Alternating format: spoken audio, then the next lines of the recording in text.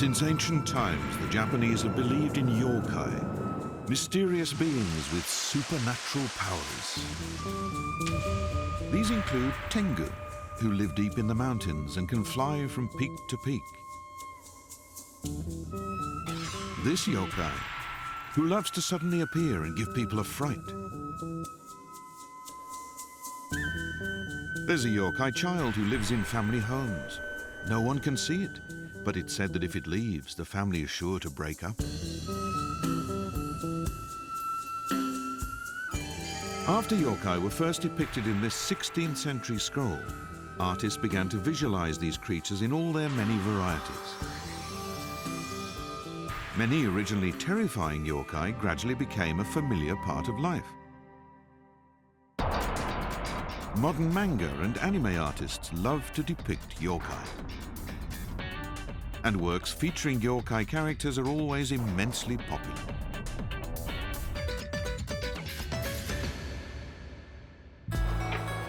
Fukusaki-cho is a town of about 20,000 in the mountains of Hyogo that used Yōkai to revive its community.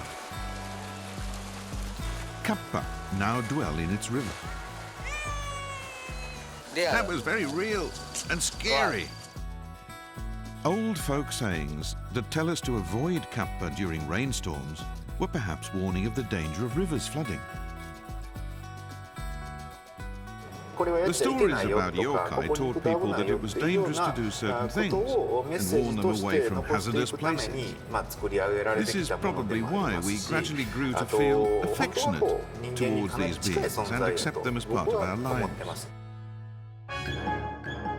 Walking through this town, you'll meet every kind of Yōkai. From an Oni taking a selfie, to a Tengu in a business suit working on his laptop.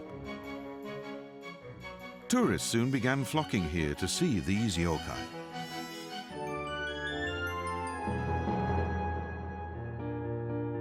As COVID-19 continues to spread, a previously little-known Yōkai has hit the news. Called Amabie, it appeared out of the sea about 180 years ago. Amabie left a simple message before vanishing again. If an epidemic strikes, show my image to everyone. Shrines and temples around the country took these words to heart, producing charms with Amabie's picture. I believe it will keep me safe. There are even Amabie figurines and snacks. Stuck at home to avoid the virus, people began sharing Amabie images on social media. One of the first was Satake Shunsuke. I thought it might cheer people up a little during this time when we can't go out.